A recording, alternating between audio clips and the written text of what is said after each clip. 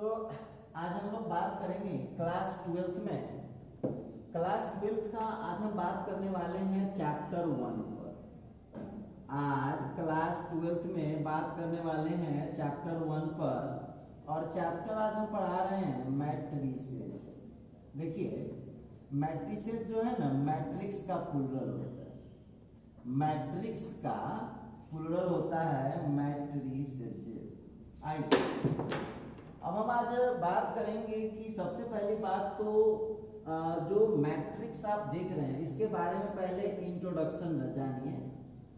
इसका इंट्रोडक्शन क्या है देख लीजिए। सबसे पहली बात तो इंट्रोडक्शन में सबसे पहले तो आप लोगों को इसमें जानना होगा कि मैट्रिक्स जो है क्या होता है और मैट्रिक्स का डेवलपमेंट कब हुआ था, किसने किया था। तो हम लिखेंगे आगे it is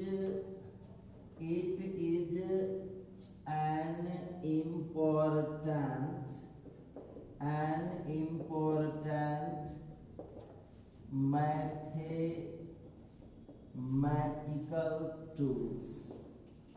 mathematical tools. It is an important mathematical tools which is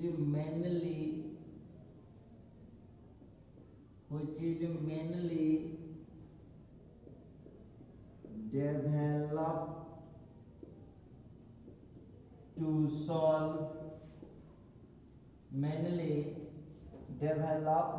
solve the system of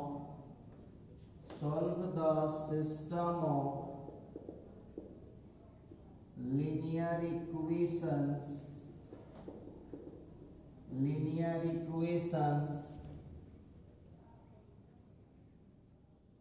very easily.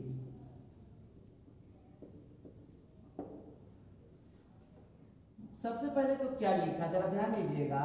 It is an important mathematical tools, मतलब मैट्रिक्स जो होता है इट इज एन इम्पोर्टेंट। हम मैट्रिक्स के बारे में कह रहे थे तो मैट्रिक्स जो है, मैट्रिक्स आप यहाँ ईट को हटा करके मैट्रिक्स ही कर लीजिए, ज्यादा दिक्कत है तो यहाँ मैट्रिक्स कर लीजिए। मैट्रिक्स इज, देखिए matrix is an important mathematical tools, मतलब मैट्रिक्स जो होता है वो मैथ का एक इम्पोर्टेंट टूल्स है। टूल्स मतलब औजार कहते हैं जिसको आप मैथमेटिकल ऑपरेशन कह लीजिए। तो ये जो है मैट्रिक्स इम्पोर्टेंट मैथमेटिकल टूल्स होता है व्हिच इज मेनली डेवलप्ड, जिसका आविष्कार व्हिच इज मेनली डेवलप्ड। तो व्हिच माने जो, इज माने है मेनली मतलब मुख्य रूप से, डेवलप्ड आविष्कार किया गया है, टू सॉल्व करने के लिए सिस्टम ऑफ लीनियर इक्वेशन के सिस्टम को सॉल्व करने के लिए वेरी इजीली, बड़ी आसानी से। तो हम लोगों को यहाँ समझना है कि देखिए हम ही नहीं बोलते, इंग्लिश लैंग्वेज रट जाइए।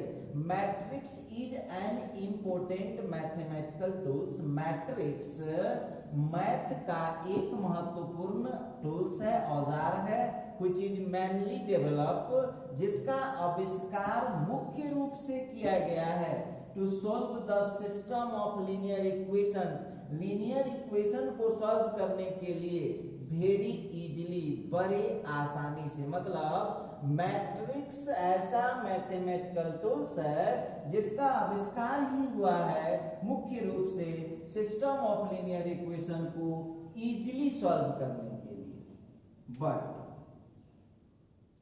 But at this time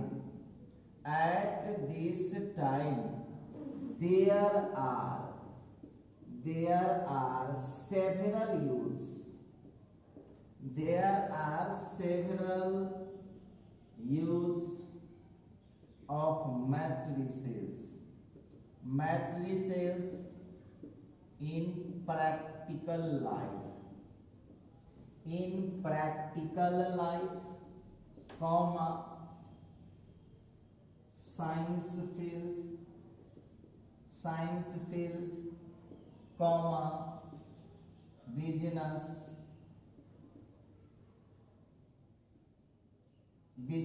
field, comma medical field,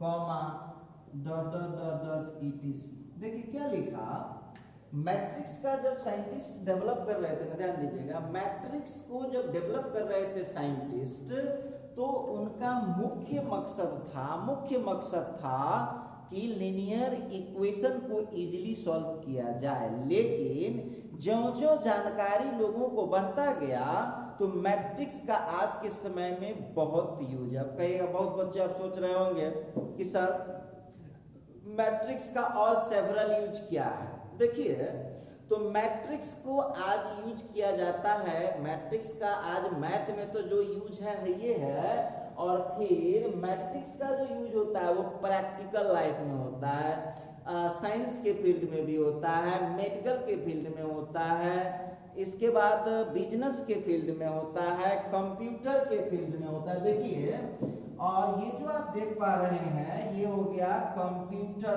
field. Computer field में कहाँ यूज होता है, जरा गौर कीजिएगा। कंप्यूटर फील्ड हो गया, इस बहुत सारे यूज है। देखिए, तो अब आप लोग कह रहे होइएगा कि सर यूज कैसे होता है, तो देखिए मैट्रिक्स का मेनली काम क्या है। मैट्रिक्स हम आगे बात करेंगे। मैट्रिक्स जो है मेन रूप से करता क्या है कि एक बहुत बड़ा कॉम्प्लिकेटेड डाटा है, हम आगे एग्जांपल देकर क्लियर करेंगे। एक बहुत बड़ा कॉम्प्लिकेटेड डाटा है, मतलब डाटा मतलब सूचना, एक कॉम्प्लिकेटेड डाटा है और उसको एक सिंपल फॉर्मेट में लिखना है जो इजीली किसी को समझ में आ जाए, तो मैट्रिक्स ऐसा टूल्स है जो उसको बहुत इजीली रिप्रेजेंट कर सकता है। अब देखिए, अब आप लोगों में से जो लोग कंप्यूटर सीखे होंगे, बहुत लोग कंप्यूटर सीख के आया रहता है, तो वो कंप्यूटर वाला देखिए उसमें एक एक्सेल होता है, एक्सेल एक फाइल होता है। अब एक्सेल कंप्यूटर में जो काम होता है ना, देखिएगा पूरा मैट्रिक्स के फॉर्म में ही काम होता है। जितने काम किए जाते हैं एक्सेल में और कंप्यूटर में, तो समझिए मैथ से ज्यादा यूज है। उसी तरह से किसी डॉक्टर को रिपोर्ट रिप्रेजेंट करना है तो मैट्रिक्स के फॉर्म में डाल देता है। बिजनेस में क्या लेना है, क्या देना है, क्या स्टाफ का सैलरी है, क्या स्टाफ को सैलरी देना है, क्या काम करना है, इन तमाम इंफॉर्मेशनों को एक नॉर्मल वे में लिखने के लिए मैट्रिक्स का यूज होता है। तो ये सब है मैट्रिक्स का। देखिए, हम एक बात और आपको क्लियर कर देते हैं, ये एग्जाम के लिए जरूरी नहीं है, लेकिन जब आप मैट्रिक्स पढ़ रहे हैं तो मैट्रिक्स को ढंग से जानिए, सब कुछ जानिए मैट्रिक्स के बारे में। पढ़ाई तो होता ही रहता है और हम लोग अब स्टार्टिंग वे में है, थोड़ा धीमा चलेंगे फिर खुद फास्ट हो जाएगा। चलिए, तो हम बात कर रहे थे, हम यहाँ बात कर रहे थे कि बट एट दिस टाइम, इस समय में, there are several use of matrices. Matrix का सेवरल यूज है प्रैक्टिकल लाइफ में। कोई बहुत बड़ा डाटा है, उसको नॉर्मल लिखना है तो मैट्रिक्स यूज कर लीजिए। साइंस का फील्ड है, कोई एक्सपेरिमेंट चल रहा है, कितना उसका डाटा आ रहा है, उससे रिलेटेड इंफॉर्मेशन लिखना है तो मैट्रिक्स यूज कर लीजिए। बिजनेस में ऑल ट्रांजैक्शन, लेनी देनी, लाभ हानि, ये सारे चीज को आप मैट्रिक्स के फॉर्म में लिख लीजिए। मेडिकल फील्ड में कोई रिपोर्ट बनाना है, कोई ट्रीटमेंट का रिपोर्ट बनाना है, ये कंप्यूटर फील्ड में कोई भी फाइल बनाना है, मैट्रिक्स के फॉर्म में उसको सिंपली रख लीजिए। तो मैट्रिक्स का बहुत ज्यादा यूज है आज के समय में। चलिए, अब हम आगे इस पर बात करेंगे। It is developed by British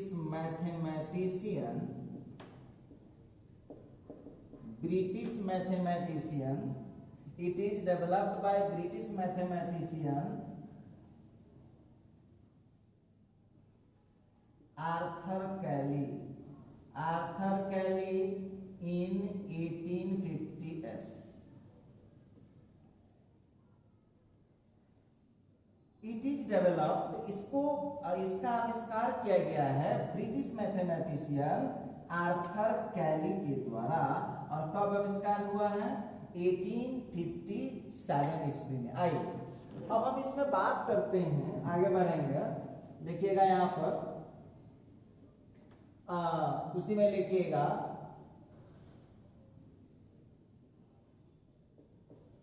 he is known as, full stop के बाद he is known as the father, he is known as the father of matrices. देखिए आर्थर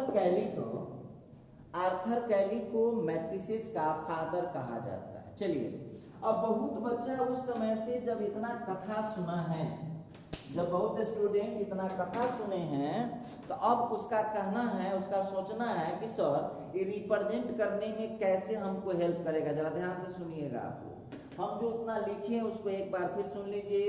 मैट्रिक्स एक मैथमेटिकल टूल्स है जिसका आविष्कार मेनली किया गया है सिस्टम ऑफ लीनियर इक्वेशन को इजीली सॉल्व करने के लिए, लेकिन आज के समय में उसका बहुत ज़्यादा यूज होता है साइंस के फील्ड में, बिजनेस के फील्ड में, प्रैक्टिकल फील्ड में, इसके बाद डॉक्यूमेंटिकल फील्ड में, कंप्यूटर के फील्ड में। क्योंकि मैट्रिक्स क्या करता है, एक कॉम्प्लिकेटेड डाटा को, एक हार्ड डाटा को और एक क्लियर डाटा नहीं रहता उस डाटा को बड़ी इजीली रिप्रेजेंट कर देता है। तो इसीलिए मैट्रिक्स का बहुत ज़्यादा यूज है। कोई भी डेटा हो, कॉम्प्लिकेटेड हो, उसको मैट्रिक्स के फॉर्म में डाल दीजिए, बहुत इजी हो जाएगा। जैसे आइए मैट्रिक्स को जो है, मैट्रिक्स का आविष्कार ब्रिटिश मैथमेटिशियन आर्थर कैली के द्वारा 1850 में किया गया है, इसीलिए उनको मैट्रिक्स का फादर कहा जाता है। चलिए अब हम बात करते हैं अगले। अब चलिए इसको थोड़ा एक एग्जाम्पल उठाते हैं। जैसे मान लीजिए हम एक एग्जाम्पल लेते हैं, Mohan has 5 red, 3 blue, 6 white balls. देखिए ध्यान दीजिएगा, कॉमा, उसी में लिख दिया Sohan has 1 red, 2 blue and 5 white balls. 5 white balls. अब गौर कीजिएगा मैट्रिक्स क्या है, क्लियर हो जाएगा, आज क्लियर हो जाएगा। And Simran has 9 red, 2 blue and 4 white balls. अब देखिए एकदम छोटा सा सैंपल दिए, ध्यान दीजिएगा मैट्रिक्स क्या है। अब देखिए इतना लंबा चौड़ा डाटा है, देखने वाला घबरा जाएगा। देखिए ध्यान दीजिएगा, मोहन के पास 5 रेड, 3 ब्लू, 6 व्हाइट बॉल है। Sohan has 1 red, 2 blue, 5 white ball है। Simran has 9 red, 2 blue and 4 white ball है। अब इतना मोटा, इतना बड़ा लैंग्वेज है, अब कंपनी के पास उतना समय नहीं रहता उस एग्जीक्यूटिव को जो इतना लाइन बाय लाइन पढ़ने जाएगा। डॉक्टर के पास उतना समय नहीं रहता है कि रिपोर्ट को उतना लाइन बाय लाइन पढ़ने जाएगा। तो अब इस डाटा को, अब देखिए मैट्रिक्स क्या करता है, जरा ध्यान दीजिएगा आप लोग। मैट्रिक्स क्या करता है, जरा गौर कीजिएगा। अब ये जो इंफॉर्मेशन है ना, अब इस इंफॉर्मेशन को देख लीजिए कैसे रिप्रेजेंट कर देगा। 3 आदमी है उसमें, देख लीजिए, एक आदमी है मोहन, दूसरा आदमी है सोहन और तीसरी लड़की है सिमरन। ठीक, अच्छा 3 कलर है उसमें। 3 कलर क्या है, तो एक है रेड, दूसरा है ब्लू और तीसरा है व्हाइट। जरा गौर कीजिएगा मेरी बातों पर। अब देखिएगा, अब हम यहाँ करते क्या है, इसको यहाँ ब्लॉक कर लेते हैं। ये देखिए ब्लॉक कर लिए। अब ब्लॉक करने के बाद अब इसको जरा गौर से आप इस इंफॉर्मेशन को देखिए, और आप लोगों में से यदि कंप्यूटर कोई आदमी सीखे होंगे तो आप देखते होइएगा एक्सेल में सारा फाइल इसी फॉर्मेट में होता है। अब देखिए जरा ध्यान दीजिएगा सभी लोग, ये मोहन के लिए हिस्से हो गया, ये सोहन के हिस्से में आ गया।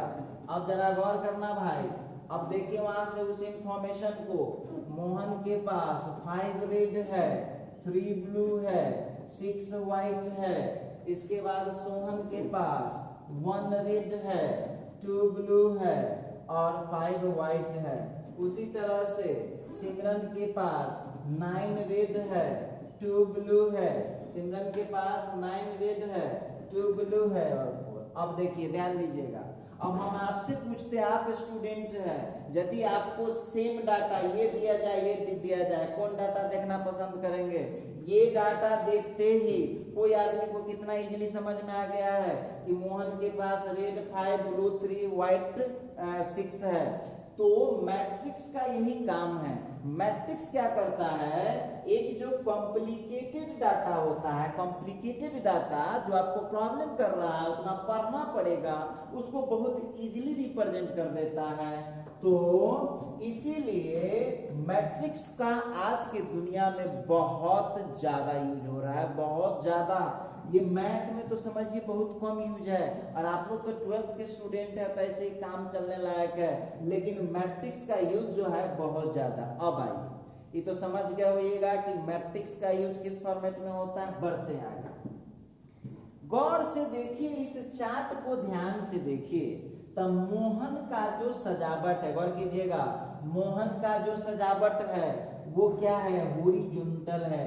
5 3 6 5 थे, हम आगे इस पर फुल डिटेल करेंगे, अभी शॉर्टकट समझ लीजिए। अब यहाँ ध्यान से देखिएगा, 5 3 6 5 3 6 क्या है, हॉरिजॉन्टल में लिया गया है।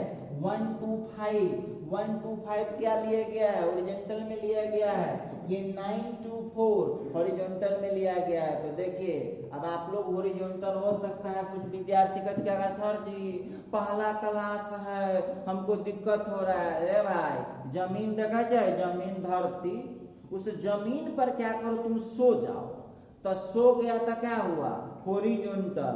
खड़ा हो जाओ तो क्या हो गया, वर्टिकल। तो तुम हमको बताओ, 5 3 6 यहाँ चार्ट में गौर से देखिएगा, 5 3 6 क्या है, सोया हुआ है। 1 2 5 क्या है, सोया हुआ है।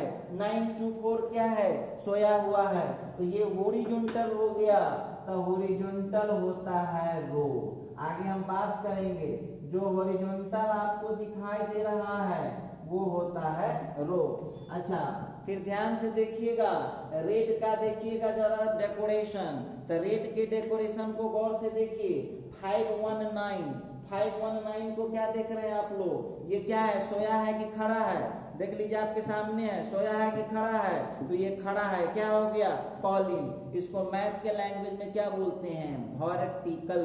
तो जब वर्टिकल अरेंजमेंट हो जाए, देखिए ध्यान दीजिएगा, जब वर्टिकल अरेंजमेंट हो जाए तो वो होता है कॉलिंग, और जब हॉरिजॉन्टल अरेंजमेंट हो जाए तो वो क्या होता है, रो। अब वही बात ध्यान रखना है। और यदि उससे भी कहती है तो आप समझ लीजिए, हॉरिजॉन्टल मतलब जमीन पर सो जाइए तो हॉरिजॉन्टल, और उठ के खड़ा हो जाइए तो वर्टिकल। तो वर्टिकल है तो वो आगे चल के कहलाएगा, वर्टिकल जो होगा वो देखिएगा, वो आगे चल के कहलाएगा कॉलिम। ये जो है ना आपको दिख रहा है, ये है कॉलिम। ये भी इसका हो जाएगा, देखिए ये भी इसका हो जाएगा कॉलिम, ये इसका हो जाएगा कॉलिम। अच्छा, और फिर आप यहाँ पर देख लीजिएगा, ये हो जाएगा कॉलिम। लीजिए, ये कॉलिम हो गया। तो आप लोग अभी शॉर्टकट में ध्यान रखिएगा कि जो हॉरिजॉन्टल डेकोरेशन बना रहा है मैट्रिक्स के फॉर्म में लिखने के बाद, जो हॉरिजॉन्टल डेकोरेशन बना दिया वो क्या हो जाएगा, रो हो जाएगा। और जो वर्टिकल डेकोरेशन बना दिया वो क्या हो जाएगा, कॉलिम हो जाएगा। तो ये मैं चर्चा कर रहा था, मैट्रिक्स का इंट्रोडक्शन दे रहे थे। चलिए, ये काम का नहीं है लेकिन आगे चल के बहुत कॉन्सेप्ट आपका क्लियर कर देगा। चलिए बढ़ते हैं आगे। अब बढ़ते हैं, अब देखेंगे मैट्रिक्स का डिफिनीशन क्या है। मैट्रिक्स का डिफिनीशन बढ़ेंगे तो देखते हैं। अब यहाँ पर हम बात करेंगे मैट्रिक्स। देखो मैट्रिक्स और मैट्रिसेज, मैट्रिक्स का ही प्लुरल रूप है मैट्रिसेज। तो चलिए मैट्रिक्स क्या है जरा बात करते हैं हम लोग। The rectangular arrangements, the rectangular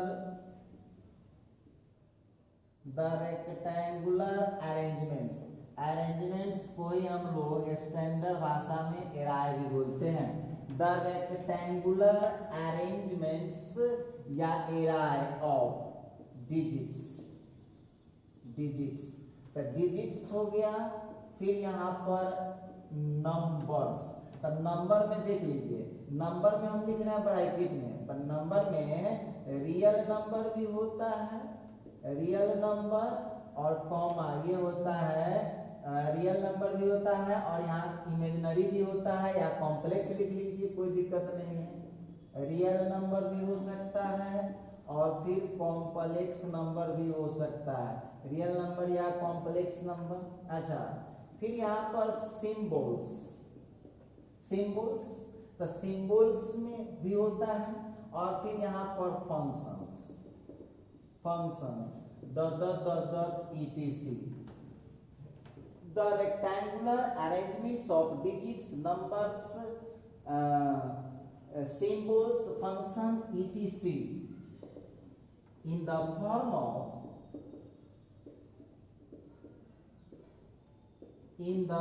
of rows and columns. In the form of rows and columns. In the form of rows and columns are called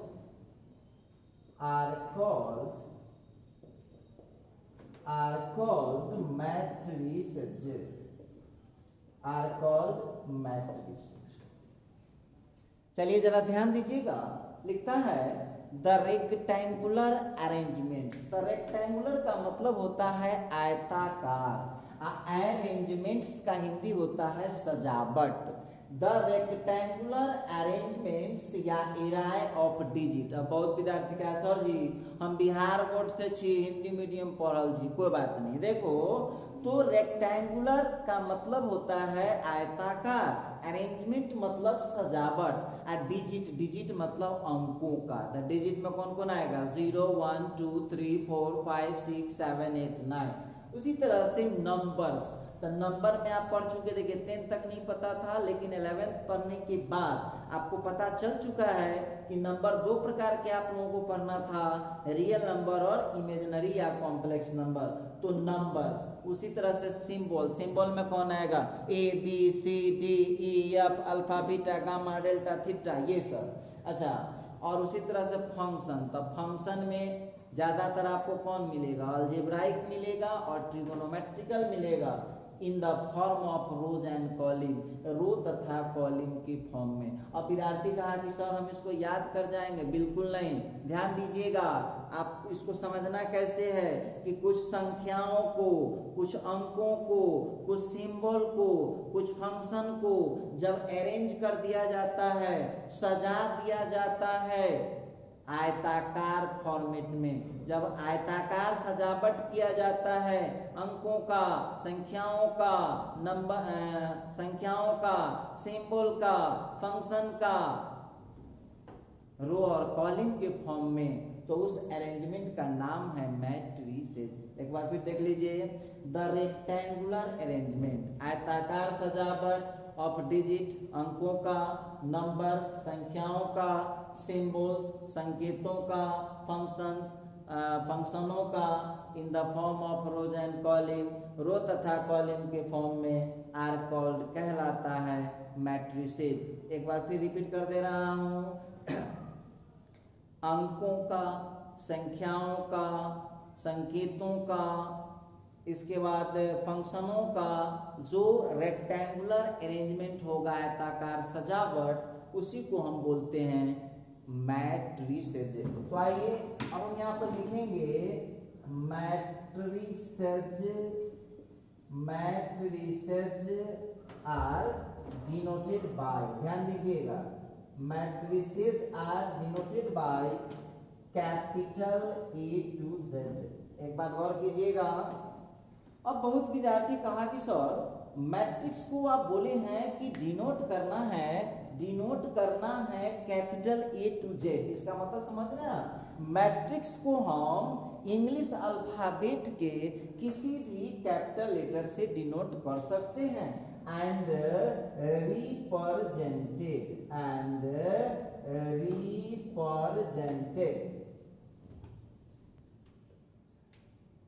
तो बता रहे थे कि मैट्रिक्स को इंग्लिश अल्फाबेट के किसी भी कैपिटल लेटर से हम लिख सकते हैं, ठीक है। And represented by the symbols, देखिएगा, रिप्रेजेंटेड बाय द सिंबल्स। अब देखिए इसके लिए कौन कौन सिंबल्स यूज होता है। तो इसके लिए जो सिंबल्स यूज होता है, तो इसके लिए 3 सिंबल्स यूज होते हैं। ये देखिए, इसको आप यदि पढ़ सकते हैं तो ये जो है ना, ये है आपका बॉक्स ब्रैकेट, ये लीजिए, ये हो गया बॉक्स ब्रैकेट, और ये हो गया अपग्रेडेड, ये है अपग्रेडेड स्मॉल ब्रैकेट, ये लीजिए अपग्रेडेड स्मॉल ब्रैकेट, ये लीजिए स्मॉल ब्रैकेट हो गया आपका, ये इसके बाद ये हो गया, फिर है आपका ये तो अपग्रेड है, और ये है आप देख लीजिए, ये जो आप देख रहे हो ना, ये जो आप देख रहे हो, ये इस सिंबल को आगे पढ़िएगा, ये नॉर्म है, नॉर्म। आगे जो बच्चे या आपके घर में कोई मैथ ऑनर्स किए हो या मैथ से पीजी किए हो तो उनसे बात कीजिएगा ये क्या है, लेकिन आप याद रखिएगा ज्यादातर केस में आपको यही मिलता है। तो मैट्रिक्स को इंग्लिश अल्फाबेट के, गौर कीजिएगा, मैट्रिक्स को इंग्लिश अल्फाबेट के किसी भी कैपिटल लेटर से हम लिख सकते हैं। मैट्रिक्स को इंग्लिश अल्फाबेट के किसी भी कैपिटल लेटर से लिख सकते हैं, और उसको 3 सिंबल, उसको हम 3 सिंबल से हम उसको रिप्रेजेंट कर सकते हैं। तो ये है ब्रैकेट, बॉक्स ब्रैकेट, ये है आपका अपग्रेडेड स्मॉल ब्रैकेट, और ये है नॉर्म, इसको मैथ का नॉर्म बोलते हैं। ये 3 फॉर्मेट है। चलिए हम इसका देख लेते हैं किस टाइप का एग्जांपल हो सकता है, आगे बढ़ेंगे। देखिएगा, तो A इज इक्वल टू, बड़े हम लोग ये देख लीजिए, इस फॉर्मेट में हो सकते हैं। इसके बाद हम लोग यहाँ पर ले लेंगे, ये देखिए, ये देखिए, इसके बाद हम लोग देख रहे हैं ये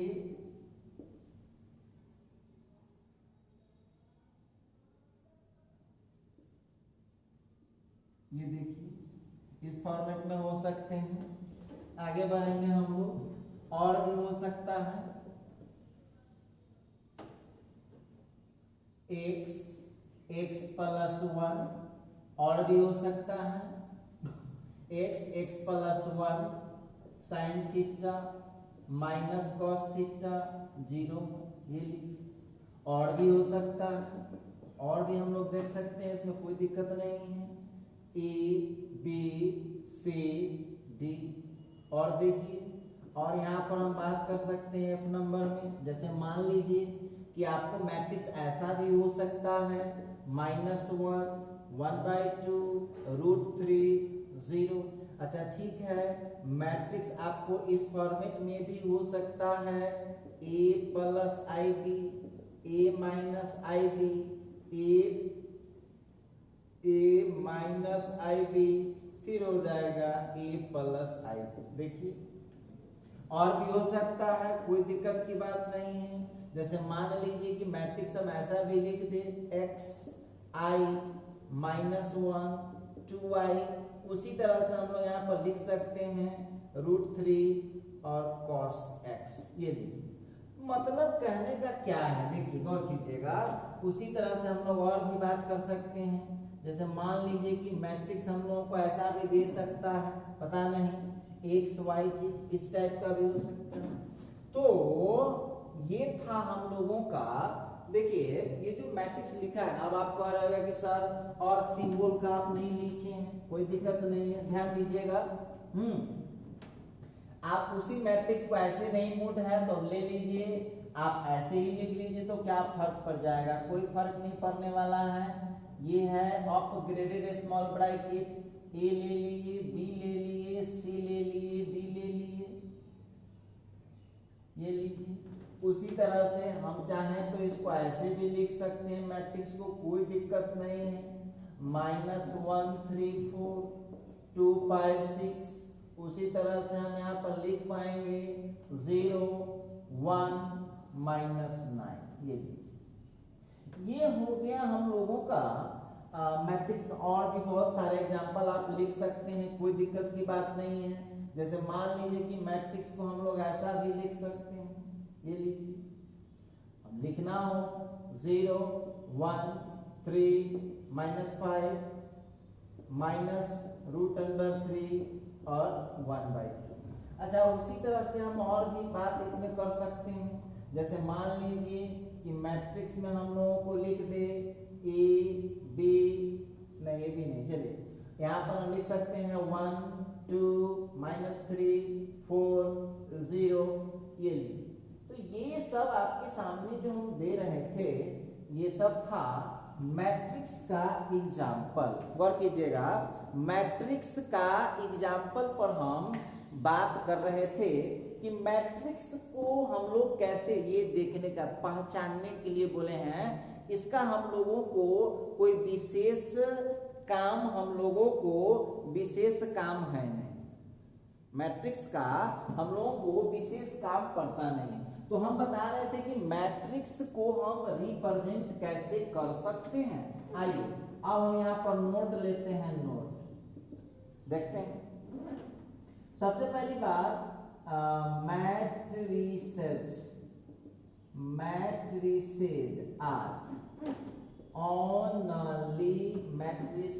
are only arrangements.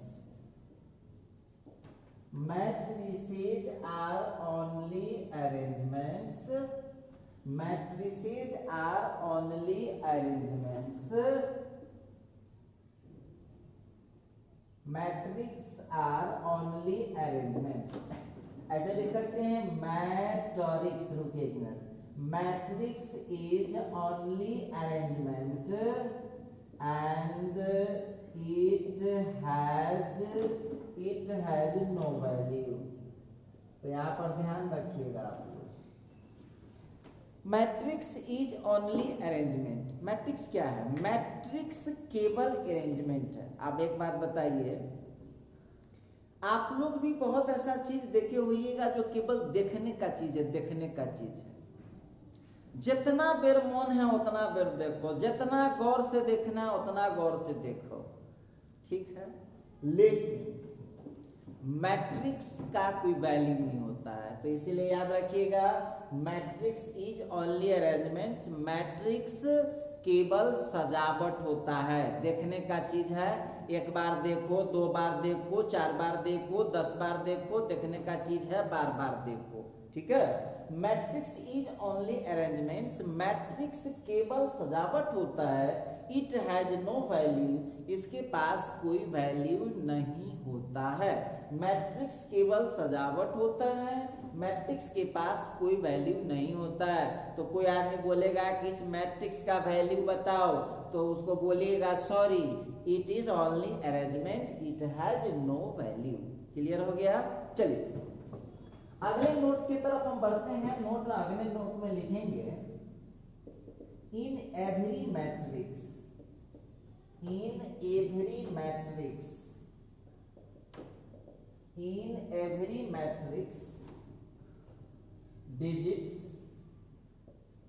Comma numbers comma symbols comma functions comma dot dot dot dot etc are always arranged in the form of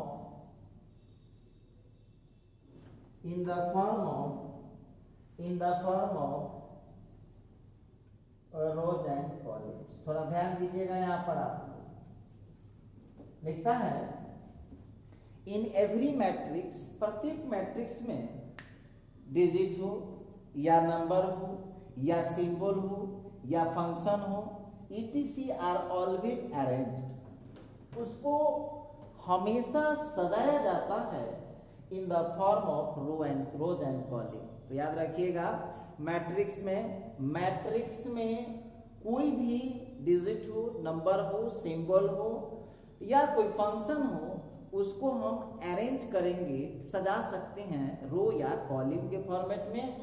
जब तक हम उसका रो और कॉलम कंप्लीट नहीं करेंगे तब तक वो मैट्रिक्स नहीं कहलाएगा। अगले नोट पर हम ध्यान देते हैं, ध्यान दीजिएगा यहाँ पर। नेक्स्ट, अब यहाँ पर जो है ना matrices is plural, matrices is plural form of matrix. देखिए, मैट्रिक्स का ही प्लूरल फॉर्म जो होता है ना, वो होता है मैट्रिसेज। अब इसके लिए आप समझ लीजिए, इसका मतलब इसका मतलब ये हो गया फॉर वन मैट्रिक्स, तो हम यहाँ यूज करेंगे मैट्रिक्स, ठीक है। और फिर हो जाएगा for more than one matrix, एक से अधिक मैट्रिक्स के लिए आपको यूज करना पड़ेगा मैट्रिसेज। याद रखिएगा, ये ऐसे ही इंग्लिश वाले का काम है, लेकिन इंग्लिश वाले तो यहाँ है नहीं, हम हैं, तो हम ही को सब काम करना पड़ेगा। जब एक मैट्रिक्स आपको लिखना होगा तो उसके लिए मैट्रिक्स यूज करिएगा, और एक से अधिक मैट्रिक्स के लिए लिखना है तो मैट्रिसेज यूज करिएगा। तो ये मैं बात कर रहा था मैट्रिक्स के बारे में, ठीक है। चलते हैं, अब आगे बढ़ते हैं। सबसे बड़ा जरूरी चीज है, अब हम लोग आ रहे हैं इंटरीज और मेंबर्स और एलिमेंट्स ऑफ द मैट्रिसेज। अब देखिए, इस पर हम थोड़ा चर्चा करना चाहेंगे। चर्चा क्या करना चाहेंगे? तो इंटरीज या मेंबर या एलिमेंट, दिमाग लगाइए। आपसे कोई आदमी पूछ देगा कि आप अपने फैमिली के कौन हैं, पूछा जाएगा आपसे कि आप अपने फैमिली के कौन हैं, तो ये मत कह देना कि हम अपने फैमिली के बेटा हैं, तब पोता हैं, तब भाई है, तो भतीजा है, ये सब मत बोल देना। आपको बोलना होगा कि आप अपने फैमिली के कौन है, मेंबर है। तो क्या मतलब, आप एक लोग हैं, एक पर्सन हैं जो अपने फैमिली के क्या कहे जाते हैं, मेंबर। तो ध्यान दीजिएगा आप लोग, तो आपने क्या देखा है, मैट्रिक्स में डिजिट यूज होता है, नंबर यूज होता है, सिंबल यूज होता है, फंक्शन यूज होता है। तो एक बात बताइएगा, तो ये सब मैट्रिक्स के क्या कहलाएंगे? जिस तरह हम और आप अपने फैमिली में रहते हैं, अपने फैमिली के मेंबर है, उसी तरह से जो डिजिट है, जो नंबर है, जो फंक्शन है, जो सिंबल है, वो जब मैट्रिक्स के अंदर आएगा तो मैट्रिक्स क्या हो गया, उसका फैमिली हो गया। और वो जो डिजिट आया, जो नंबर आया, जो सिंबल आया, जो फंक्शन आया, वो क्या हो गया, मैट्रिक्स का एंट्री हो गया, या एलिमेंट हो गया, या मेंबर हो गया। आइए इसी चीज को हम यहाँ क्या करेंगे, थोड़ा सा समझने का कोशिश करते हैं। तो लिखेंगे, उसी को इंग्लिश में लिख देंगे, समझना इतना ही है। In every matrix all used in every matrix, all used digits, comma, numbers, comma, symbols, comma, functions, comma, etc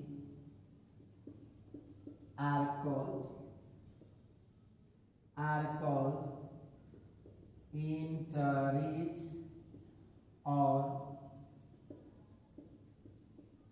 members or elements of the matrix, या मैट्रिसेज कहिए, उससे ना घबरा जाइएगा, कोई बात नहीं है। आइए, तो जो हम बोले हैं ना वही चीज इंग्लिश में लिख दे, ध्यान दीजिएगा। इन एवरी मैट्रिक्स, प्रत्येक मैट्रिक्स में, ऑल यूज्ड, इन एवरी मैट्रिक्स, प्रत्येक मैट्रिक्स में, ऑल यूज्ड डिजिट, तो ये नहीं कि सारा दुनिया के डिजिट को आप एंट्री कर दीजिएगा। जो मैट्रिक्स में यूज किया जाएगा, जो मैट्रिक्स में यूज किया जाएगा उसी को आप उसका बोलिएगा इंटरेज। क्या लिखा? इन एवरी मैट्रिक्स, प्रत्येक मैट्रिक्स में, ऑल यूज्ड डिजिट, सभी, यूज मतलब प्रयोग किया गया, डिजिट मतलब अंक, नंबर मतलब संख्या, सिंबल मतलब संकेत, आ फंक्शन मतलब वही अलजेब्राइक या ट्रिग्नोमेट्रिकल या कुछ भी, etc आर कॉल्ड इंटरेज या मेंबर या एलिमेंट ऑफ द मैट्रिक्स। देखिए ध्यान दीजिए, तो जितने सारे डिजिट यूज कर लिए गए, जितने सारे नंबर यूज कर लिए गए, जितने सारे सिंबल यूज कर लिए गए, जितने सारे फंक्शन यूज कर लिए गए, वो मैट्रिक्स का क्या कहलाएगा? इंटरेज कहलाता है। मैट्रिक्स का ये कहलाएगा इंटरेज। चलिए अब हम वहां पर बात करते हैं, इसमें लिख लीजिएगा इंटरेज of the matrices. Integers of the matrices are denoted by a small letter of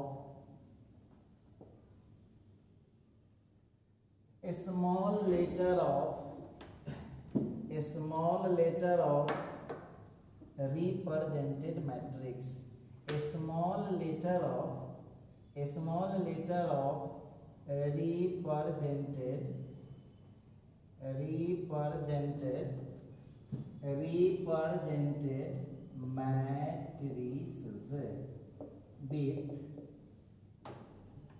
matrices with a special suffix I G। जरा देखिएगा, ये थोड़ा सा ध्यान देने वाली बात है यहाँ पर। इंटरेज ऑफ द मैट्रिसेज का जो एंट्री होता है are denoted by a small letter of represented matrices. गौर कीजिएगा, मतलब मैट्रिक्स को यदि आप कैपिटल ए से डिनोट किए हुए हैं, रिप्रेजेंट किए हुए हैं, तो उसकी एंट्री को उसी के स्मॉल लेटर से आपको लिखना पड़ेगा विथ सफिक्स। सफिक्स क्या है? सफिक्स मतलब प्रत्यय। देखिएगा, तो स्पेशल सफिक्स के साथ, स्पेशल सफिक्स आईजे के साथ आपको उसी मैट्रिक्स का स्मॉल लेटर लेना होगा। मतलब यहां समझिए, नीचे एग्जांपल लिखेंगे।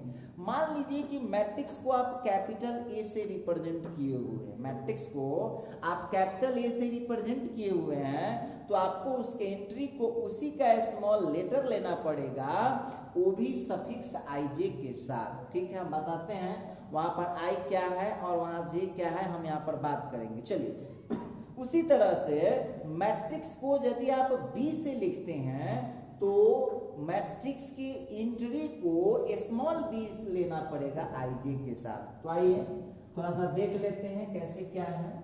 लीजिए, तो तो यहां पर हम लिखेंगे entries of matrix A, entries of matrix A. तो मैट्रिक्स ए को हम क्या लिख सकते हैं, ये देखिए ये लिखाएगा, क्या ध्यान दीजिएगा, स्मॉल ए सफिक्स में लगा दिया आई जे, ठीक है। उसी तरह से नेक्स्ट एग्जांपल की बात करता हूं, हमको बोला जाएगा entries of matrix B. Matrix B का बोलेगा तो देखिए क्या करेंगे, जरा यहाँ पर ध्यान दीजिएगा, बी आई जे हो चुका है। उसी तरह से हमसे बोलेगा इंटरीज ऑफ मैट्रिक्स सी, तो मैट्रिक्स सी का हो जाएगा सी आई जे। अच्छा, उसी तरह से मान लीजिए कि आपको बोलेगा इंटरीज ऑफ मैट्रिक्स डी, तो मैट्रिक्स डी का बोलेगा तो यहाँ क्या लिख पाएंगे, तो ये हो जाएगा डी आई जी। इस तरह से आप लिख सकते हैं। मैट्रिक्स में कोई भी मैट्रिक्स के एंट्री को लिखना है तो उसी का स्मॉल लेटर लेकर के उसके सफिक्स में ले लेंगे आई जे, ठीक। अब यहाँ पर देख लीजिए, बहुत बच्चा दिमाग लगा रहा होगा, अब यहाँ पर बहुत बच्चा दिमाग लगा रहा होगा कि सर जी यहाँ आई क्या होता है, जे क्या होता है, आई क्या है और जे क्या है। तो मीनिंग ऑफ आई क्या है, i here i is equal to denotation of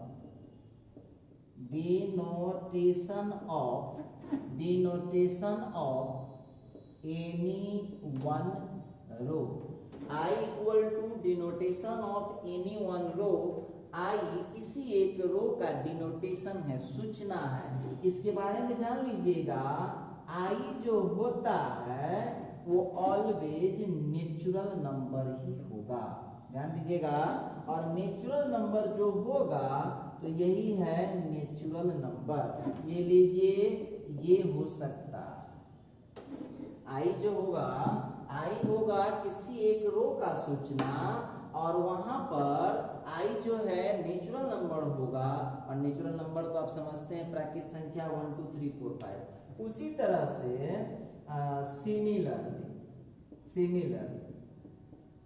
similarly जे क्या है, तो जे जो यहाँ पर आप देख रहे हैं ये है डिनोटेशन ऑफ एनी वन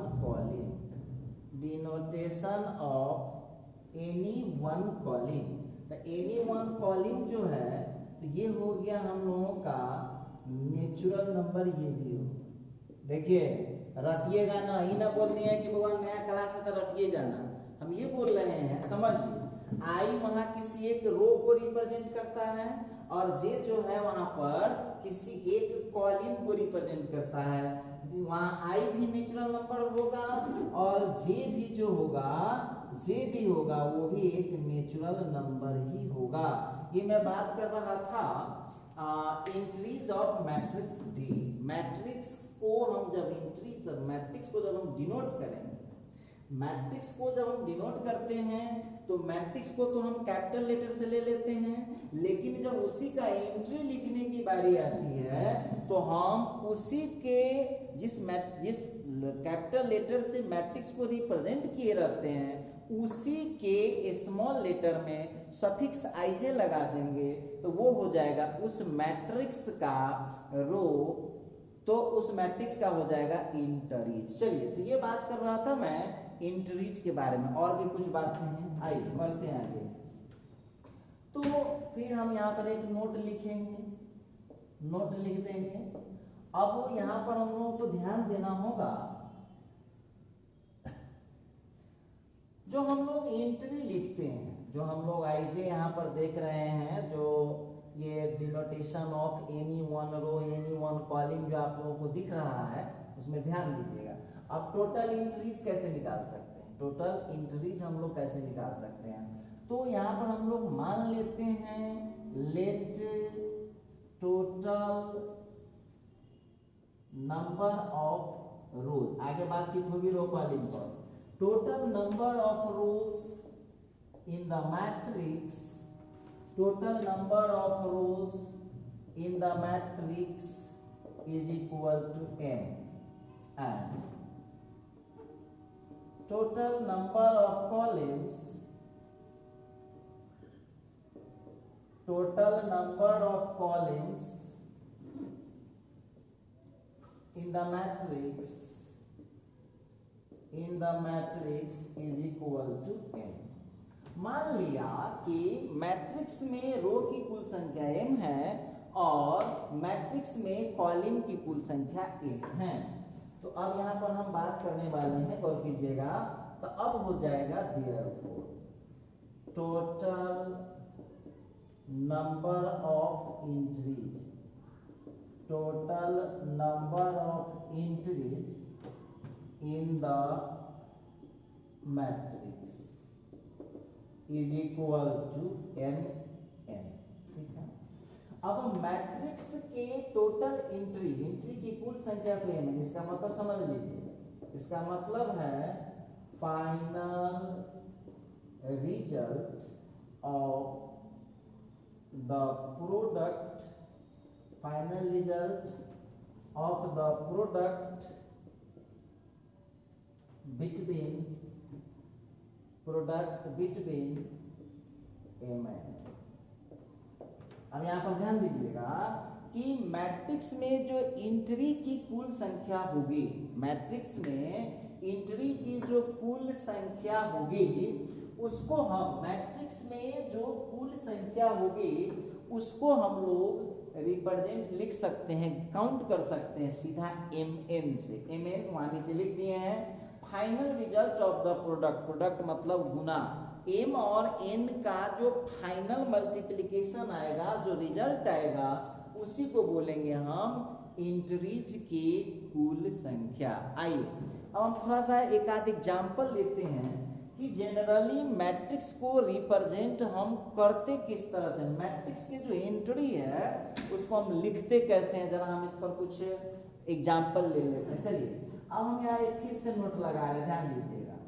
अब जैसे हम लोगों को देगा A11, जरा गौर कीजिएगा। अब A11 का मीनिंग क्या है? A11 का मीनिंग हो गया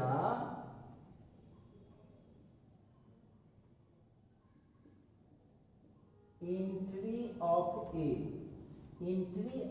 A in first row and first column। जरा गौर कीजिए। अब A का जो एंट्री हुआ ये हो गया, देखिए एक बात ध्यान रखिएगा, ये जो आप लोग देख रहे हैं ना, ये इसको हम 11 नहीं पढ़ेंगे, इसको पढ़ेंगे 11। ये हो गया पहले रो और पहले कॉलम का एंट्री। अच्छा, उसी तरह से मान लेते हैं कि हमसे दे देगा A12, हम A12, तो A12 पर हम बात करेंगे, तो ये क्या हो जाएगा, तो ये हो जाएगा entry of A in first row and second column, first row and second column. अच्छा ठीक है, कोई दिक्कत की बात। आइए थोड़ा सा और आगे बढ़ो। अब जैसे मान लीजिए कि हमको दे देगा A23, इसका क्या मतलब हो गया, तो ये हो जाएगा entry of A in second row and third column.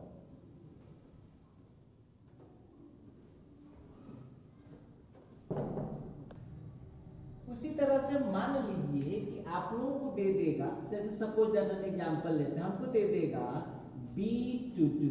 अब लीजिए B22, तो B22 का मतलब क्या हो जाएगा, तो B22 का मतलब हो गया, आप देखिए अब ये नहीं लिख सकते हैं, entry of B in second row and second column, second row and second column. अच्छा ठीक है, मान लेते हैं कि हमको दे दिया B32, क्या मतलब हो जाएगा? तो क्या हो जाएगा? Entry of B, entry of B in third row and second column. अच्छा ठीक है, और भी बात करते हैं। जैसे मान लीजिए, जैसे मान लेते हैं कि हम लोग को दे देगा यहाँ पर स्मॉल सी 331 ये ले, तो क्या हो जाएगा? अब देखिए मेरे सिस्टम को जरा समझने का कोशिश कीजिएगा आप लोग। देखिएगा हम आपको उस समय से समझाने का कोशिश यही कर रहे हैं कि यहाँ जो स्मॉल होगा वही का कैपिटल यहाँ जा रहा है मैट्रिक्स में। तो C31 entry of C in third row and first column. अच्छा उसी तरह से मान लेते हैं कि हमको दे दिया C33, तो क्या हो जाएगा? Entry of C in third row and third column. अब देखिए हम आपको दे देते हैं एक दो सवाल, इसमें होमवर्क में आप लोग घर पर कीजिएगा। जैसे दे देगा D23, अपने से लिखिएगा, इसका मीनिंग क्या हुआ? HW में छोड़ दे रहा हूँ। उसी तरह से लिख देगा A21, तो ये भी आपका HW रहा, लिखिए घर पर। उसी तरह से आपको लिख देगा स्मॉल F34, लिखिए इसका मीनिंग क्या है। उसी तरह से स्मॉल g लिखने का प्रैक्टिस कीजिए आप लोग। लिख देगा स्मॉल g 13, क्या मीनिंग हुआ इसका? आप लोग अपने से थोड़ा सा प्रैक्टिस कीजिएगा। चलिए, तो ये तो हम बात कर रहे थे मैट्रिक्स में कि एंट्री को हम कैसे लिख सकते हैं। चलिए थोड़ा सा और हम बात करते हैं इस पर। एक नोट इसमें और देखिए, इसी पर हम लोग का सवाल है और ये बहुत इंपॉर्टेंट चल रहा है। इसमें लिखिएगा in any representation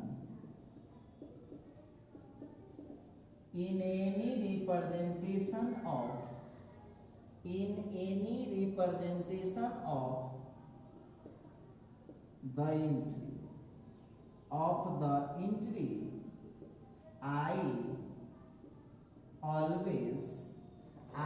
always comes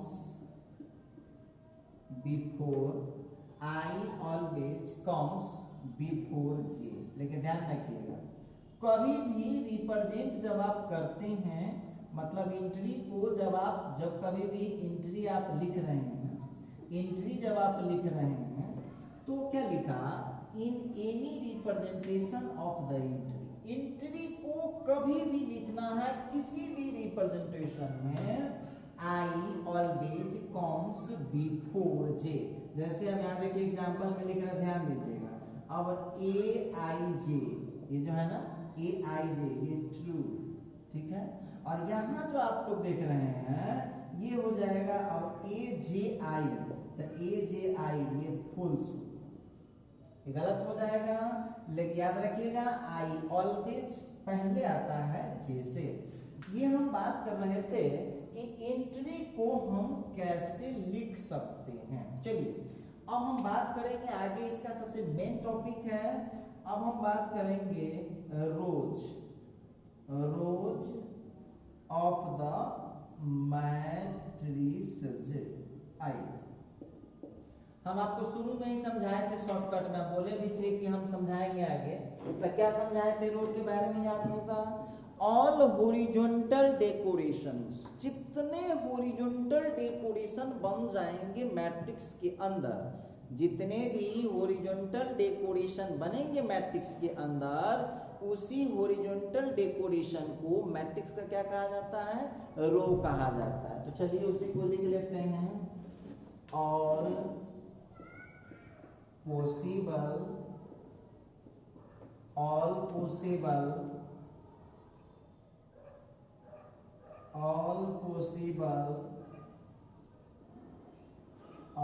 possible horizontal decorations, all possible horizontal decorations in the matrices are called its row.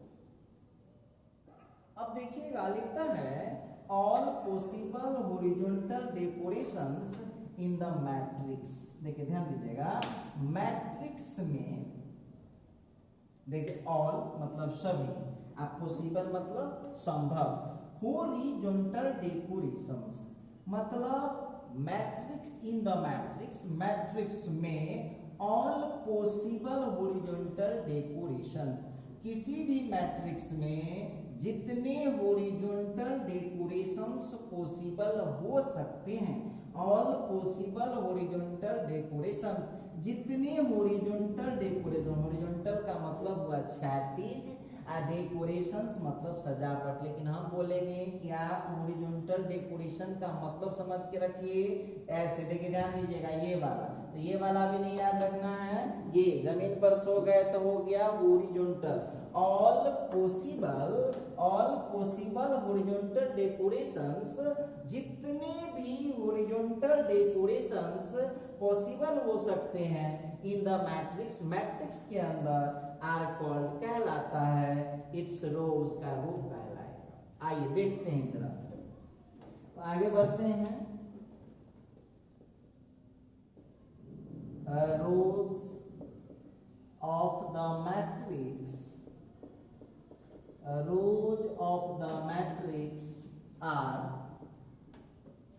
denoted as, rows of the matrix are denoted as, देखिए कैसे डिनोट करते हैं, तो इसका डिनोटेशन ये है R1, R2, R3, R4, इसी तरह से। हाँ, बहुत विद्यार्थी कहेगा कि सर ये R1 का मीनिंग क्या हुआ।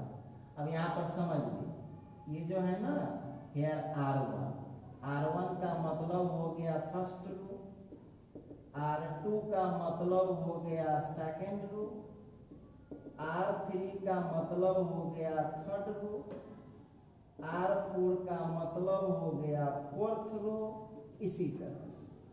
तो ये मैं बात कर रहा था, जितना भी हॉरिजॉन्टल डेकोरेशंस, जितना भी हॉरिजॉन्टल डेकोरेशन बनेगा, देखो एक बार फिर हम तुमको रिमाइंड करते हैं बार बार, एक को चीज रटना नहीं है, रट गए तो फिर इस पढ़ाई का क्या फायदा है, रटना नहीं है, समझना है। तो जितने हॉरिजॉन्टल डेकोरेशन बने वो हो जाएगा, जैसे अब देखिए उसके सामने सामने एक लाइन खींच रहे हैं, ये हो गया फर्स्ट रो, ये हो गया सेकंड रो, ये हो गया थर्ड रो, और ये हो गया इसका फोर्थ रो। अब देख लीजिए यहाँ पर ध्यान दीजिएगा, अब ये जो हम लिख रहे हैं इस पर जरा आप नजर डालिए, तो ये कहलाएगा फर्स्ट रो, ये हो गया, वो तो लिखा ही हुआ। चलिए अब रो जो हम यहाँ पर देख रहे हैं, इसके नोट में याद रखिएगा, ठीक है, इसके नोट में लिख रहे हैं।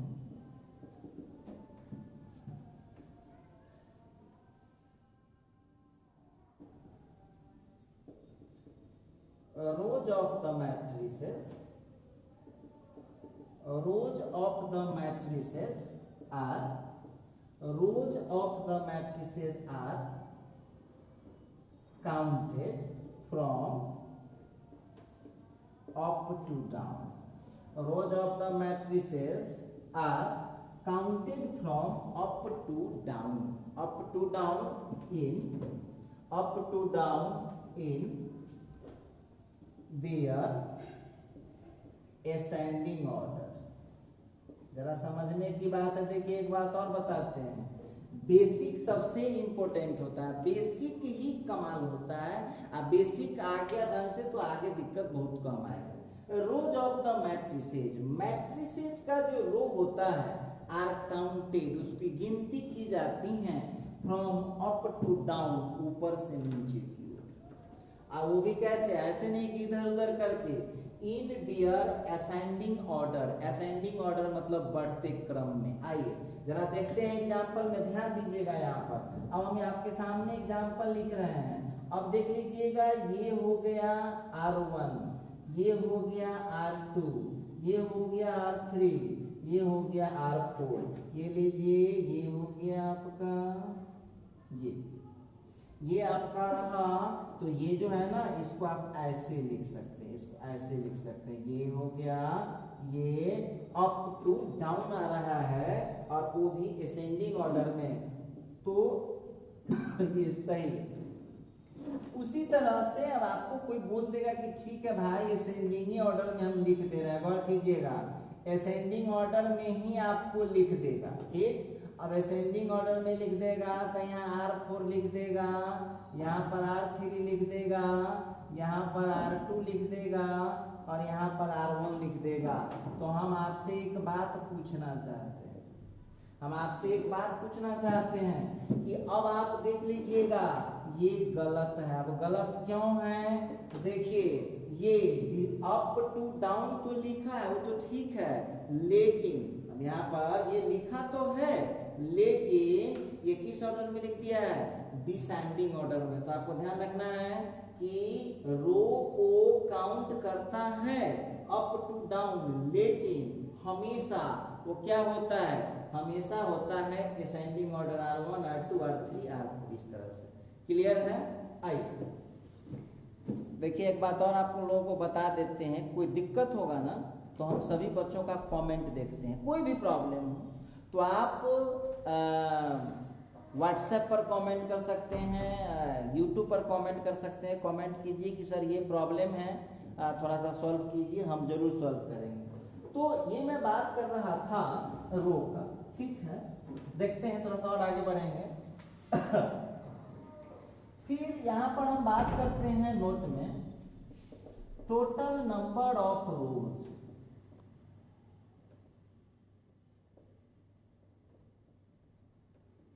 Total number of rose is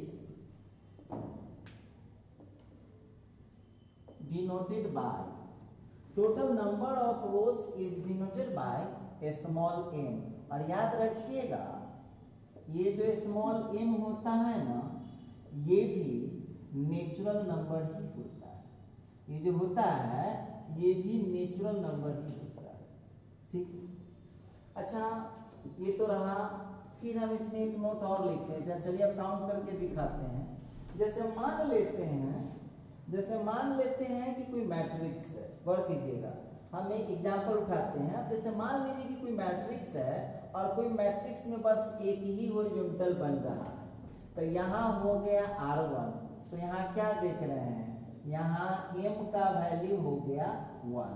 अच्छा ठीक है, अब मान लीजिए कोई दूसरा हम ले लेते हैं, इसी में कोई दूसरा ले लिए, हम ये A नंबर हो गया, अब हम B नंबर में ले लेते हैं। मान लीजिए कि कोई दूसरा है और उसमें हम लोगों को ऐसे आ रहा है, दो आ रहा है। अब 2 आ गया तो यहाँ पर जो है क्या हो जाएगा? तो यहाँ पर m का वैल्यू कितना हो जाएगा? यहाँ हो जाएगा m का वैल्यू 2, ठीक है। और आइए थोड़ा सा और ध्यान दीजिएगा, फिर यहाँ पर हम बात करते हैं कि ये हो गया हम लोगों का R1 R2 R3। अच्छा तो यहाँ जो हम लोगों का है, यहाँ m का वैल्यू हो गया 3। अच्छा उसी तरह से हम बात करें और हम लोग को यहाँ पर लिख देगा, जरा गौर कीजिएगा, कोई सवाल ऐसा भी हो सकता है। तो ये देखिए हम आपको समझाने का कोशिश कर रहे हैं कि रो है क्या। अब रो है क्या, तो जितना हॉरिजॉन्टल डेकोरेशन बना रहा है ये हो गया, ये तो रहा इस टाइप का, ठीक है। अब हम इसके एग्जाम्पल पर डिस्कस करते हैं, जरा एग्जाम्पल पर गौर कीजिएगा। जो हम लोग यहाँ पर देख पा रहे हैं, अब हम एक मैट्रिक्स लेते हैं A इज इक्वल टू, गौर करने वाली बात है। अब यहाँ दे दिया -10 दे दिया। अब इसमें हम आपसे पूछना चाहेंगे कितना हॉरिजॉन्टल बना पाइएगा आप, तो इसमें मात्र एक, अभी हम केवल रो की चर्चा कर रहे हैं, कॉलम का चर्चा नहीं कर रहे हैं, तो इसमें केवल R1 बनेगा। तो यहाँ पर हो जाएगा here m is equal to 1। अब इसी क्वेश्चन को उठाते हैं। अब नेक्स्ट एग्जांपल लिया, अब नेक्स्ट एग्जांपल में a इज इक्वल टू लिख दिया है 5 0 -3। अब जरा गौर करना इस क्वेश्चन में। अब इस क्वेश्चन को ध्यान से देखिएगा, तो 5 जाएगा R1 में, 0 जाएगा R2 में, -3 जाएगा R3 में। एक ही बात बार बार नहीं किया जाता है, ध्यान दीजिएगा। ये 5 हो गया, ये पहला हॉरिजॉन्टल, दूसरा हॉरिजॉन्टल, ये तीसरा हॉरिजॉन्टल, ठीक। तो यहाँ पर जो हम लोग देख पा रहे हैं हेयर, तो m का वैल्यू कितना हो गया, यहाँ m का वैल्यू हो गया 3। चलिए, तो हम बात कर रहे थे, हाँ, तो 2 एग्जांपल दे दिए थे। अच्छा, मान लीजिए कि हमको कोई मैट्रिक्स मिल जाता है। नेक्स्ट एग्जांपल लेते हैं। नेक्स्ट एग्जांपल ले लिए, अब दे दिया बी इजी, कुछ भी दे सकता है, ABCD से आप मत घबरा जाइए। सपोज दैट कि हमारे पास क्वेश्चन आ जाता है ABCDE। अब इस क्वेश्चन में अब जरा ध्यान रखने वाली बात, इस क्वेश्चन में एक ही हॉरिजॉन्टल लाइन बन रहा है। गौर से देखिए, तो एक ही हॉरिजॉन्टल लाइन बन रहा है, तो ये R1 हो गया। तो यहाँ पर आपको लिखना पड़ेगा here m = 1, ठीक है। अब हम नेक्स्ट देखते हैं। मान लीजिए कि C = दे दिया 0, -1, 2, 3, 5। देखिए, अभी हम कॉलिंग की चर्चा नहीं कर रहे हैं, हम आपको केवल अभी मैट्रिक्स समझाने का रो समझाने का कोशिश कर रहे हैं। आइए, तो इसमें हम देख रहे हैं क्या बन रहा है। ये एक हॉरिजॉन्टल बन गया और ये दूसरा हॉरिजॉन्टल, तो कितना हो गया, इसमें 2 रो हो गया। यहाँ से यहाँ तक एक रो बना, यहाँ से यहाँ तक दूसरा रो बना। तो यहाँ पर हमने देखा m का वैल्यू कितना हो रहा है, 2 हो रहा है, ठीक है। एक और एग्जांपल ले लेते हैं, D = जैसे मान लेते हैं, दे दिया ABCDEFGHI। अब आप ही लोग इसमें बताइए कितने रो बना रहा है। तो ये हो गया R1, ये हो गया R2, ये हो गया R3, ठीक है। तो यहाँ पर जो हम देख पा रहे हैं here m = 3। यहाँ पर जो है m का जो वैल्यू आ गया वो आ गया 3। तो हम बात कर रहे थे रो का, ठीक है। उसी तरह से आज हम बात करेंगे columns of the matrix. Columns of the matrix में हम बात करेंगे मैट्रिसेज का जो कॉलम होता है क्या होता है, गौर कीजिएगा। तो देखो, जो चालाक स्टूडेंट होगा ना, जो चालाक स्टूडेंटों में कुछ चालाक होता है, तो जो चालाक स्टूडेंट होगा वो समझ चुका होगा कि जब हॉरिजॉन्टल डेकोरेशन को रो बोलते हैं तब वर्टिकल डेकोरेशन को क्या बोलेंगे। और हम शुरू जब हम किए तो उसी समय क्लियर किए थे कि जितना वर्टिकल बना वो सब क्या हो जाएगा, कॉलम। तो उसी का लिख दीजिए आप डिफिनीशन में, all possible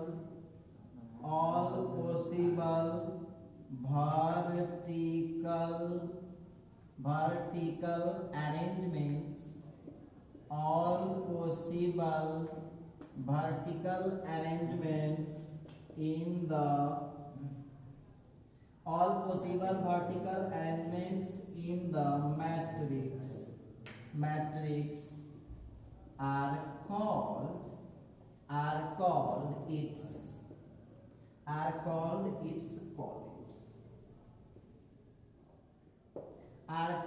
its column, ठीक है। आगे बढ़ते हैं। कॉलम्स of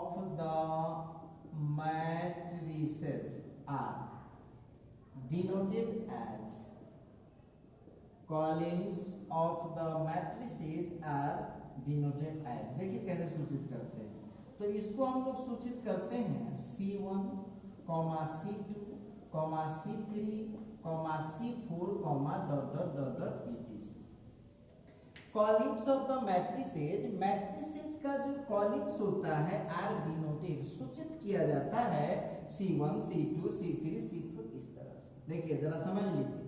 ऑल मतलब सभी, पॉसिबल मतलब संभव, वर्टिकल का क्या मतलब समझा है, सो गया जमीन पर तो हॉरिजॉन्टल रो हो गया, आज जमीन पर सोया हुआ था उठ के खड़ा हो गया तो क्या हो गया, वो वर्टिकल हो गया। लिखता है all possible vertical arrangements in the matrix. Matrix में जो पॉसिबल वर्टिकल अरेंजमेंट होगा उसी को बोलते हैं कॉलम्स। कॉलम्स को इस तरह से डिनोट करते हैं C1, C2, C3, C4।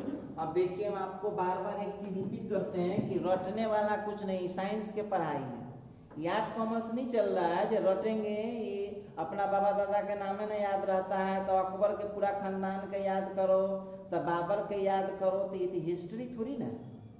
यहाँ पर आपको ध्यान देना होगा कि कॉलिंग को जो है सी से हम डिनोट करते हैं, ठीक है। आइए इसका मीनिंग समझ लीजिए आप लोग। मीनिंग हो गया C1 का मतलब हुआ फर्स्ट कॉलिंग, ये लीजिए फर्स्ट कॉलिंग, गौर करने वाली बात होगी। ये हो गया फर्स्ट कॉलिंग, ये रहा फर्स्ट कॉलिंग, ठीक। उसी तरह से C2, तो C2 ये हो गया इसका सेकंड कॉलिंग, ठीक। उसी तरह से ये जो C3 आप लोग देख रहे हैं इसका मीनिंग हुआ थर्ड कॉलिंग। उसी तरह से जो C4 देख रहे हैं इसका मतलब हो गया फोर्थ कॉलिंग। ये मैं बात कर रहा था कॉलिंग का, ठीक। बढ़ता हूं, आगे बढ़ता हूं। अब इसके नोट में लिख लीजिए total number of columns, total number of callings is denoted by a small n। और ये n क्या होता है, यह कोई बाहरी आदमी नहीं होता है, ये होता है नेचुरल नंबर्स।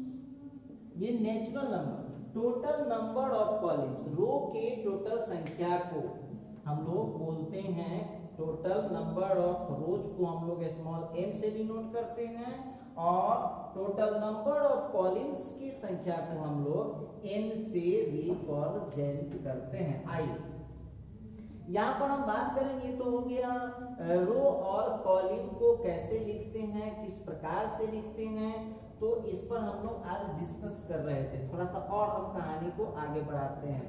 तो चलिए अब यहाँ पर जैसे हम यहाँ लिखते हैं, गौर कीजिएगा, फिर से नोट में लिखते हैं इन every matrix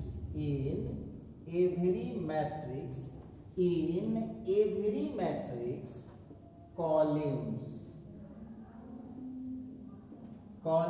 are counted from left to right.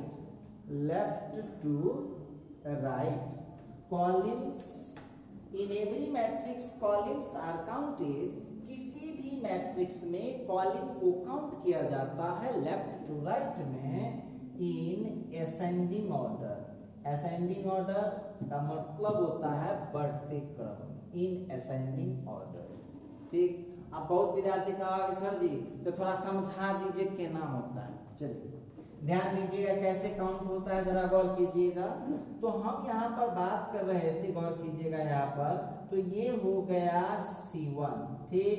अब यहाँ देख लीजिए C2, फिर यहाँ देख लीजिए C3, फिर यहाँ देख लीजिए C4। अब यहाँ से यदि इसको हम एरो लगाते हैं तो ये हो गया, ये आप देखिए ये बिल्कुल सही लिखा हुआ है, ट्रू। अब इसी को कोई विद्यार्थी लिखना चाहे, कोई बच्चा हमसे क्वेश्चन कर देगा कि सर इसको हम क्या ऐसे लिख सकते हैं, देखिए हम दिखाते हैं, गौर कीजिएगा। कोई बच्चा कहे कि सर हम पहले CA4 लिख देंगे, इसके बाद लिखेंगे C3, इसके बाद लिखेंगे C2, इसके बाद लिखेंगे C1, तो क्या ऐसा संभव है? तो नहीं, इसलिए संभव नहीं है कि ये डिसेंडिंग ऑर्डर में हो गया, तो ये हो जाएगा गलत। याद रखना है आप लोगों को कि कॉलम्स को काउंट करना है लेफ्ट से राइट में, लेकिन हमेशा असेंडिंग ऑर्डर में, बढ़ते क्रम में, C1 के बाद C2, C2 के बाद C3, C3 के बाद C4, ऐसे लिख सकते हैं आप। थोड़ा सा और आगे बढ़ते हैं। चलिए, तो ये बात हो रही थी मैट्रिक्स में कॉलिंग को काउंट कैसे करते हैं, ठीक है। अब आइए फिर हम एक नोट लेते हैं, लिखने का तरीका समझाते हैं, गौर कीजिएगा। अब मान के चलो कि ये हम लोगों को कोई मैट्रिक्स है जिसमें केवल इस टाइप का ही अरेंजमेंट बन रहा है, बस एक अरेंजमेंट बन पाया खड़ा, मतलब वर्टिकल। तो यहाँ जो आप लोग देख रहे हो n का वैल्यू कितना हो जाएगा, 1 हो जाएगा। अच्छा, बी नंबर पर बात करते हैं। अब कोई वर्टिकल अरेंजमेंट 2 बन गया, तो 2 बन गया तो यहाँ पर n का वैल्यू कितना हो जाएगा, 2 हो जाएगा।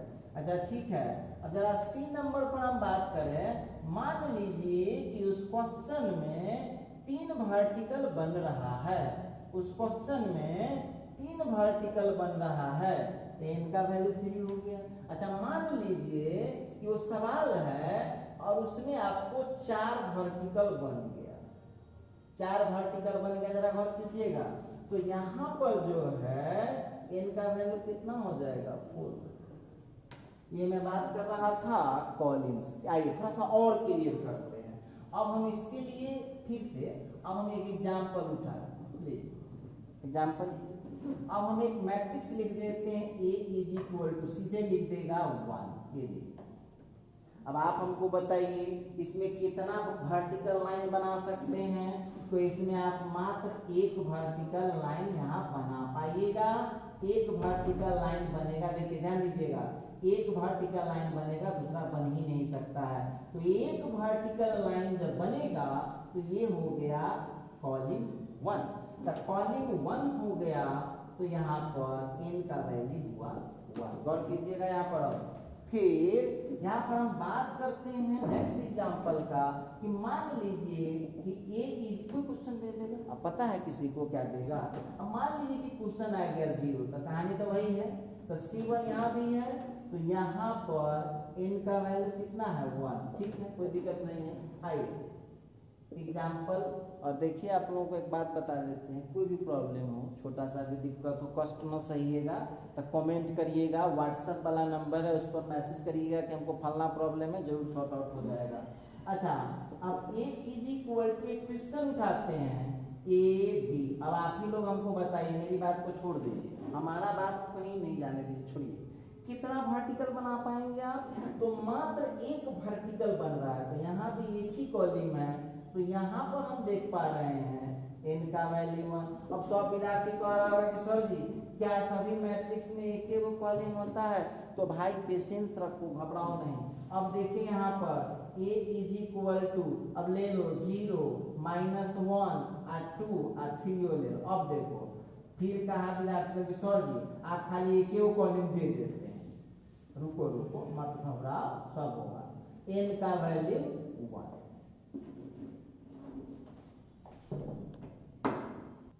चलिए थोड़ा सा एक आध और एग्जाम्पल ले लेते हैं। जैसे मान लीजिए कि आपको दे देगा b इज इक्वल टू, जरा गौर कीजिएगा क्वेश्चन पर, b इज इक्वल टू, अब क्वेश्चन दे दिया a b c d। अब आप ही हमको बताइए, आप ही लोग बताइए क्या वो वर्टिकल बना सकते हैं। तो एक वर्टिकल हो गया AC और दूसरा वर्टिकल हो गया BD।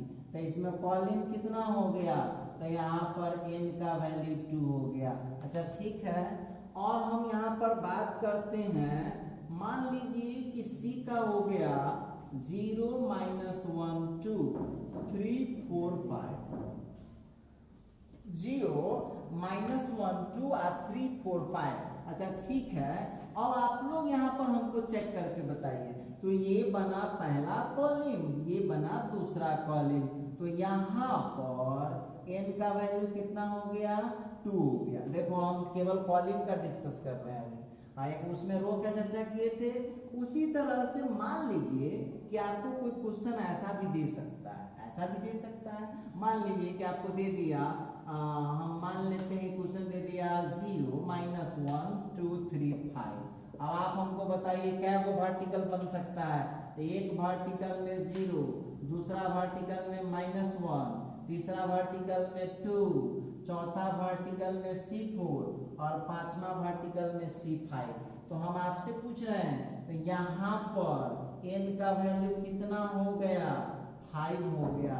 तो उसी तरह से आपको जय को एग्जाम्पल लिखने का मन हो जाए, जितना एग्जाम्पल, वो आपके चॉइस पर डिपेंड करता है। क्या चीज पर डिपेंड करता है?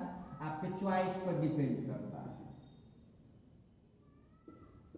ये अब इसमें देखते हैं, यहाँ जो हम देखते हैं तो इसमें हम लोग देख रहे हैं ये पहला कॉलम, दूसरा कॉलम, ये तीसरा कॉलम। तो यहाँ पर n का वैल्यू कितना हो गया? 3। ये मैं बात कर रहा था रो और कॉलम का, याद रखना। देखो जब सबसे बड़ा जरूरी है, पहला क्लास है, बेसिक है, ये बहुत जरूरी है आपके लिए, और अपडेट रहिएगा। इसका अगला वीडियो कल आएगा, ठीक है? इसको पहले हम कंप्लीट करते हैं, आगे बढ़ते हैं। अब हम बात करेंगे order of the matrix. Matrix का ऑर्डर क्या होता है, जरा गौर करते हैं। लिखता है if the total number of rows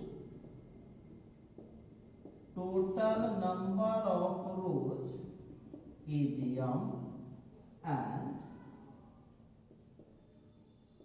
the total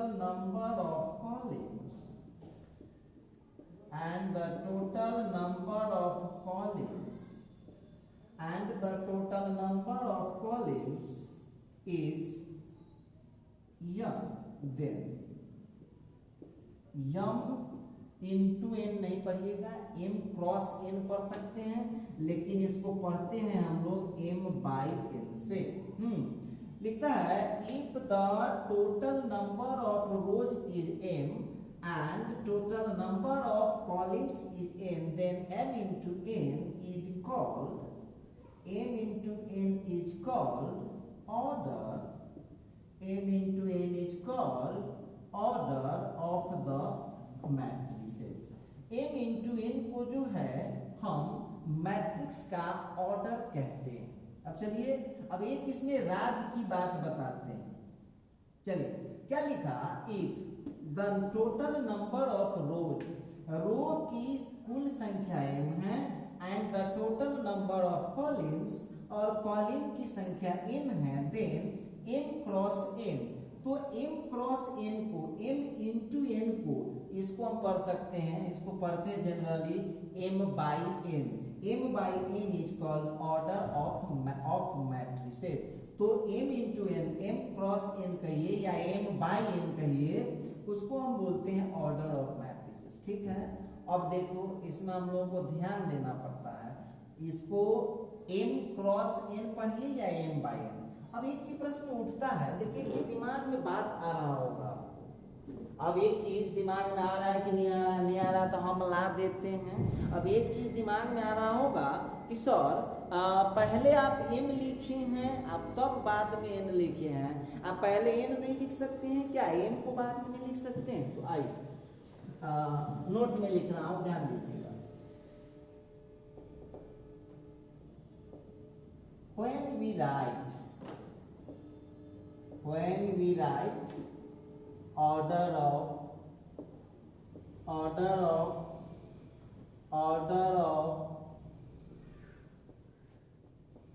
any matrices, then m always comes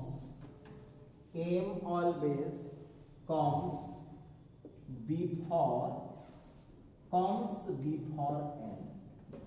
अब देखिए यहाँ पर एक सोचने वाली बात है, एक सोचने समझने वाली बात है। लिखता है when we write, जब हम लिखते हैं ऑर्डर ऑफ एनी मैट्रिक्स, किसी भी मैट्रिक्स का order, then m always comes before n। तो m को हमेशा n से पहले। अब mn नहीं समझना भाई, mn मत समझो, m का मतलब हो गया रो की कुल संख्या, टोटल नंबर ऑफ रोज पहले लिखना होगा, बाय करके या इनटू करके लिखना पड़ेगा टोटल नंबर ऑफ कॉलम्स। अब बहुत विद्यार्थी जो इसमें पढ़ने वाला है या जिसका दिमाग ठीक ठाक काम कर रहा है, वो हमसे क्वेश्चन पूछ सकता है, झट से क्वेश्चन पूछ देगा कि सर जी तब एक बात बताइए ना कि क्यों लिखते हैं रो पहले कॉलम बाद में, क्या हम कॉलिंग पहले रो बाद, तो हम आपसे पूछ रहे हैं कोई आदमी को तुम देखा है जो हवा में खड़ा हो, हवा में कौन चीज पर खड़ा होते हैं, जमीन पर। गौर कीजिएगा, हम सरफेस पर खड़ा होते हैं, हॉरिजॉन्टल सरफेस पर खड़ा होते हैं। ऐसा नहीं कोनो के हवा में, जादूगर कहता है हम खड़ा होते हैं, लेकिन उसको तंगा ऐसे ही कहना करके दिखा देगा। हवा में तो खड़ा नहीं होइएगा, जमीन पर खड़ा होइएगा, हॉरिजॉन्टल सरफेस पर खड़ा होइएगा। इसीलिए पहले आपको हमेशा रो लिखना होगा और तब आपको कॉलिंग लिखना पड़ेगा। चलिए अब हम एग्जाम्पल लेते हैं, देखिए ध्यान दीजिएगा, एग्जाम्पल की बात करते हैं। मान लेता हूं let A is a matrix, मान लिया कि ए कोई मैट्रिक्स है, A is a matrix of order m into n, ठीक है। अब A is a matrix of m into n, तो क्या लिख सकते हैं 10। अब देखो क्या लिख सकते हैं, जरा गौर करना। तो A इज इक्वल टू, लिखने का तरीका क्या है, तो A I J, चूंकि यहाँ कैपिटल A दिया हुआ है तो उसके एंट्री में हम स्मॉल a यूज करेंगे, और यहाँ लिखा है कि इसका जो ऑर्डर है वो m इंटू n है। अच्छा ठीक है, इसको हम ऐसे भी लिख सकते हैं, देखिए इसको हम ऐसे भी लिख सकते हैं, ठीक है। ये तो कॉम्पैक्ट फॉर्म हो गया। अब कॉम्पैक्ट फॉर्म होने के कारण, अब जरा गौर कीजिएगा, अब इसको यदि हम एनालिसिस करें, इसको हम एनालिसिस करें तो कैसे लिखा जाएगा, जरा गौर कीजिएगा। तो ये हो जाएगा A11, फिर हो गया A12, A13, A14, उसी तरह से dot dot dot dot dot dot करके फिर हो जाएगा A1n, ठीक है। आगे बढ़िए, फिर बढ़ते हैं इसमें, थोड़ा सा और आगे बढ़ाते हैं। तो ये हो जाएगा A21, A22, हो जाएगा A23, A24, और फिर इसी तरह से हम कर सकते हैं A2n। अच्छा ठीक है, थोड़ा सा और आगे बढ़ाइए, हो जाएगा A31, A32, A33, A34, उसी तरह से डॉट डॉट डॉट डॉट करके ये हो जाएगा A3n। अच्छा ठीक है, थोड़ा सा और आगे बढ़ाते हैं। यहाँ लिख सकते हैं A41, A42, A43, A44, उसी तरह से इसको बढ़ाते चले जाएंगे तो क्या हो जाएगा A4n। अच्छा ठीक है, अब हम इसको थोड़ा सा आगे बढ़ते हैं कि एक बात और है, शिकायत ना करवाना, इसको 11, 12, 13, 14 मत पढ़ देना, ये पढ़ेंगे A11, A12। अच्छा थोड़ा सा इसको और एक्सप्लेन करते हैं, थोड़ा सा इसको और हम एक्सप्लेन करते हैं। तो एक्सप्लेन करेंगे तो क्या हो जाएगा, देखिए इसको थोड़ा सा हम एक्सप्लेन कर दें तो ये हम लोगों का क्या हो सकता है। तो अब हो जाएगा AM1, फिर हो जाएगा AM2, फिर हो जाएगा AM3, फिर हो जाएगा AM4, और फिर उसी तरह से इसको हम बढ़ाएंगे तो क्या हो जाएगा AMN हो जाएगा। अब इसको आप क्या कीजिए, इसको इस तरह से कवर कर दीजिए, ठीक है।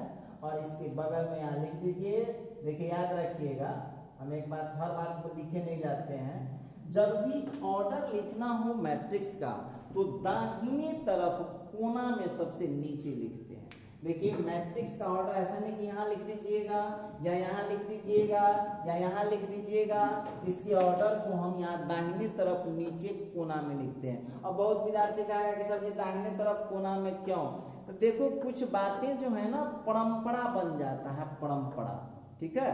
तो उसी तरह से ये परंपरा बन गया है। तो इस पर अगला जो क्लास होगा वो काफी कल का मजेदार होने वाला है, तो आप लोग बने रहिएगा रेगुलर, बने रहिएगा रेगुलर।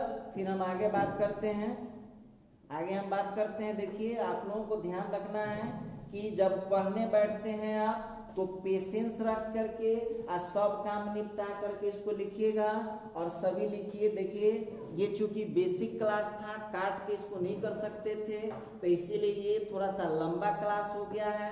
लेकिन क्लास आपको ज़्यादा नहीं रहेगा, 45-50 मिनट से ज़्यादा का क्लास नहीं रहेगा।